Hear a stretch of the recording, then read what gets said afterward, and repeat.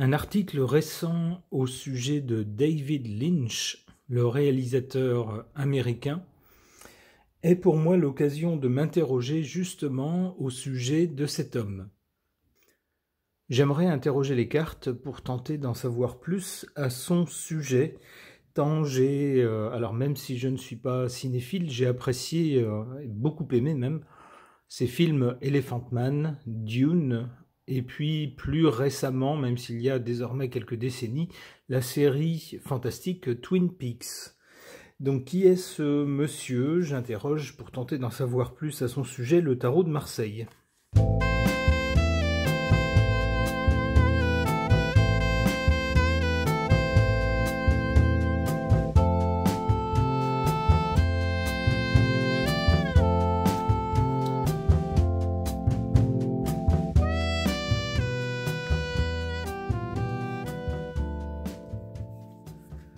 En carte centrale, avec cette carte du chariot, on peut avoir l'idée de quelqu'un qui a un caractère assez franc, assez déterminé, et puis qui surtout renverse les obstacles pour parvenir à ses fins, pour pouvoir réaliser ce qu'il a envie de faire.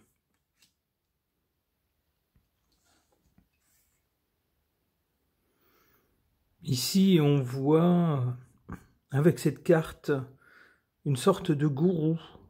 Alors, soit c'est lui qui inspire des admirateurs, ou des gens qui, alors, soit qui aiment ses films, soit qui aiment sa façon de tourner. Je veux dire, soit des spectateurs, soit des professionnels qui apprécient sa façon de travailler. Cette carte étant plutôt du côté de l'origine ou du passé, on peut peut-être y voir quelqu'un qui s'est inspiré de certains maîtres.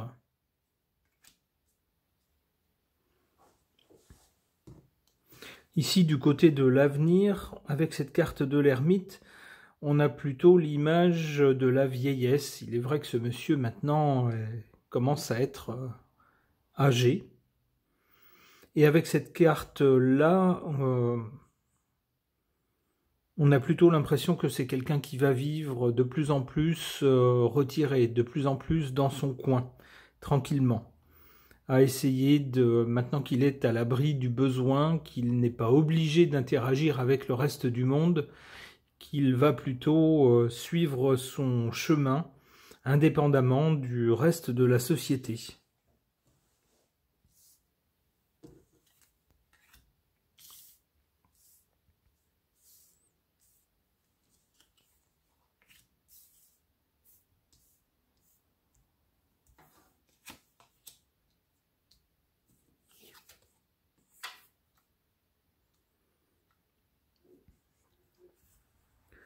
En défaveur de ce monsieur, on a la carte de la force.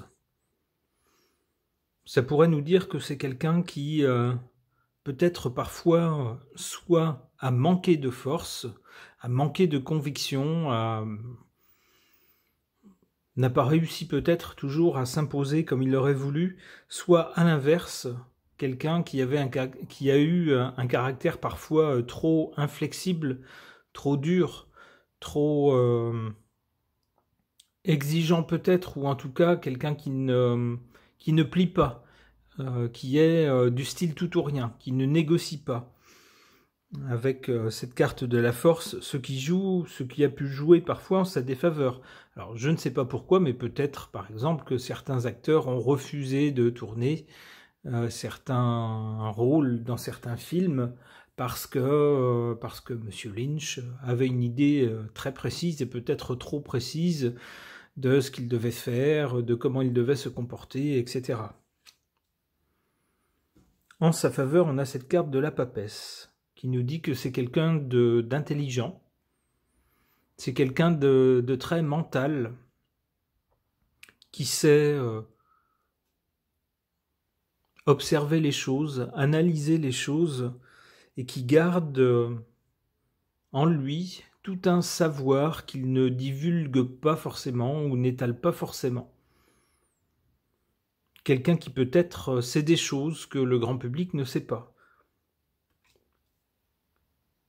Alors on nous dit que ce côté un peu secret, un peu mystérieux, joue en sa faveur.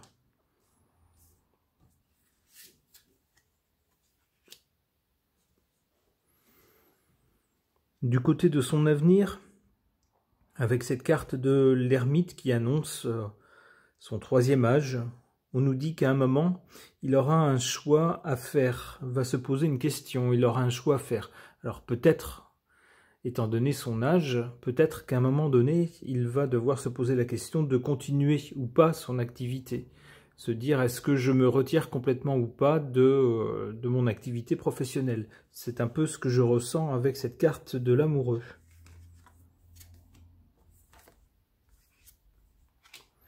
Le soleil, quelle que soit la décision qu'il prendra, soit de se mettre définitivement en retrait, soit de continuer autant qu'il le pourra, il sera un soleil, il atteindra un statut spécial, particulier, de quelqu'un qui sera respecté, qui fera autorité. Il sera comme un soleil par rapport auquel les autres se sentiront bien petits. Peut-être que on analysera à nouveau son œuvre et qu'on y trouvera des significations cachées ou supplémentaires, ou peut-être qu'on mettra en évidence un savoir-faire particulier, un talent particulier. En tout cas, il deviendra une référence, s'il ne l'est pas déjà. Ok. Pour essayer d'en savoir plus au sujet du réalisateur américain David Lynch, j'interroge les cartes des archétypes.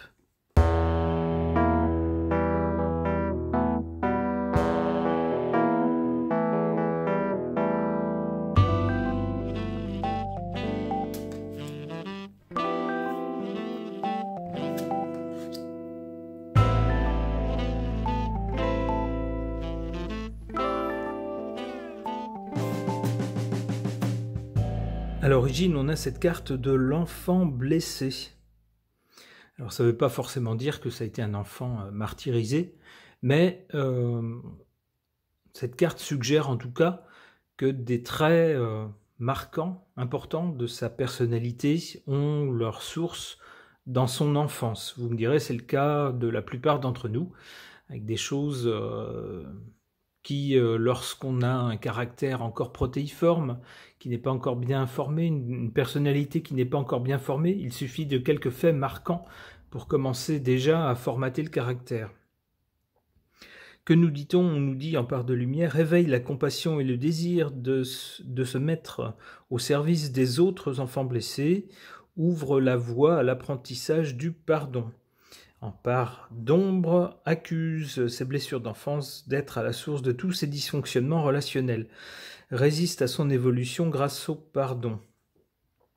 On peut y voir en tout cas la source de son style tout à fait particulier, qui est un mélange de réalisme plat, c'est-à-dire où les choses sont montrées dans ce qu'elles ont de plus plat, de plus familier, et ça côtoie des choses un peu surnaturelles, un peu sensationnelles, inexplicables, bizarres.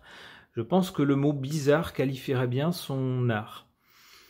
Alors peut-être que tout cela est dû à des observations qu'il a faites ou des choses qu'il a vécues dans son enfance qui lui ont semblé peut-être bizarres venant de certaines personnes en se disant pourquoi est-ce que telle personne agit de telle façon? Alors quand on se pose une question, surtout lorsqu'on est enfant, l'imagination joue beaucoup. On peut s'imaginer des tas de choses, on peut s'imaginer des vies romanesques derrière des actes qu'on ne s'explique pas. On n'a pas toujours raison, parfois la vérité est beaucoup plus prosaïque que ça. Mais bon, c'est une supposition. Ce qu'il a vécu dans l'enfance peut-être est à l'origine de son style, peut-être même de sa vocation. En carte centrale, on a la carte du défenseur. Alors, on nous dit qu'un défenseur est quelqu'un qui a de la compassion pour les personnes, par exemple, qu'il défend, et qui met tout son cœur à défendre une cause ou des personnes. Eh bien, dans ces films, on a bien des films où la caractérisation est assez spéciale. À la différence de la plupart des films où la caractérisation des personnages est très manichéenne, on a un héros, un méchant, quelques gentils personnages, un peu gaffeurs, pas toujours irréprochables, mais avec un bon fond du côté du héros, et puis quelques vilains qui sont pas vraiment vilains, qui sont plutôt des apprentis vilains, mais qui sont du côté du méchant. Et puis entre les deux, des gens qui font office de décor. Eh bien, dans les films de David Lynch, c'est pas du tout si tranché que ça. On a beaucoup de personnages qui sont ni bons ni mauvais, qui ont des caractères spéciaux et un peu bizarres. Alors c'est peut-être ça que M. Lynch a tenté de défendre à travers ses films, de même que le fait, c'est aussi quelque chose qu'on retrouve souvent dans ces films, qu'il est difficile de juger les gens parce qu'ils ont parfois des apparences qui les rendent sympathiques ou antipathiques, et puis une réalité derrière ou une vie qui fait pencher pour le contraire. Donc ne pas toujours se fier aux apparences ou nous dire que les apparences ne font pas tout.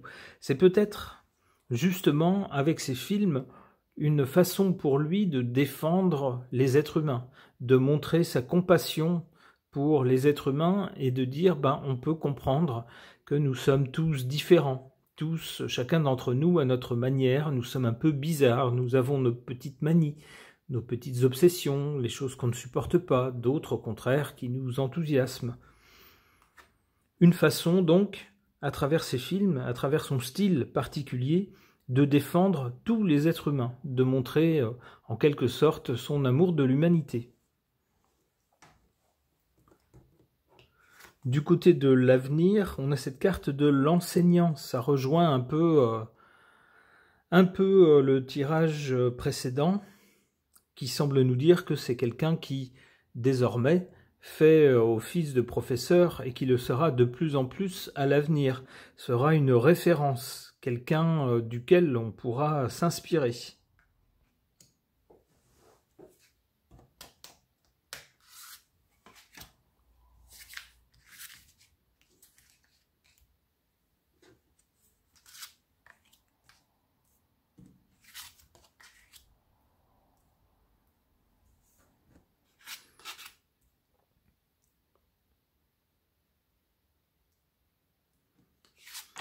En défaveur de ce monsieur, on a cette carte de l'alchimiste qui nous dit de faire attention parce que c'est quelqu'un qui dans ses films aussi parfois manipule des symboles, joue aussi avec les limites de l'inconscient, avec parfois des images dont on ne saurait pas dire pourquoi, mais on sait qu'elles sont dérangeantes.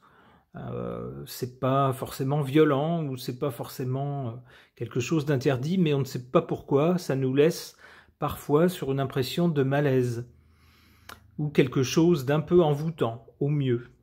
On nous dit avec cette carte de l'alchimiste de faire attention. C'est quelqu'un qui joue avec des forces qui parfois sont dangereuses.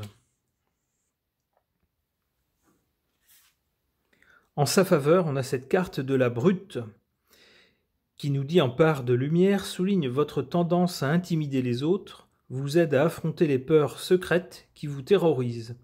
En part d'ombre, la brutalité verbale ou physique dissimule en fait des peurs profondes. Alors j'y vois surtout quelqu'un qui n'a pas eu peur dans ses films de ne pas se contenter de faire des films de divertissement, des comédies, des choses un peu superficielles, basées sur la seule apparence, mais des choses un peu plus dérangeantes, un peu plus profondes, avec un style un peu particulier.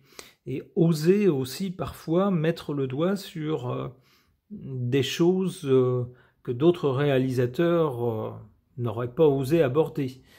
Certaines tendances de certains personnages, certains traits de caractère qui font parfois réfléchir dans ces films. J'y vois une façon assez directe, assez brutale, pour reprendre le mot brut, de dépeindre l'humanité, les êtres humains, de les mettre en scène, qui changent, qui forment un contraste entre son style et le style de la plupart des grosses productions que l'on voit.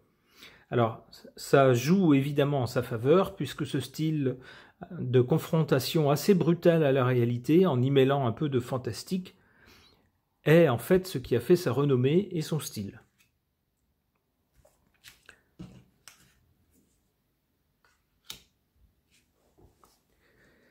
Pour l'avenir, donc, après la carte de l'enseignant, on voit cette carte du vampire. Alors le vampire, on peut lui donner tout un tas de significations, mais puisque c'est déjà quelqu'un d'âgé, j'y vois plutôt pour la suite quelqu'un qui probablement se nourrira plus de ce qu'il verra que l'inverse, c'est-à-dire quelqu'un qui sera à un âge avancé, ma foi, ne donnera plus grand-chose en fait, à part son œuvre, bien sûr, mais ne produira plus beaucoup de nouvelles choses. Et ce sera plutôt l'inverse, ce sera plutôt lui qui se nourrira des nouveautés qui sortiront. Ma foi, chacun son tour. Ok. Avec le vampire, ça me vient d'ailleurs, cette carte du vampire peut coller à certains films de David Lynch, en tout cas à l'atmosphère de certains films ou séries et à certains personnages. C'est peut-être un clin d'œil des cartes d'ailleurs à son œuvre. Ce tirage est maintenant terminé, merci de l'avoir suivi.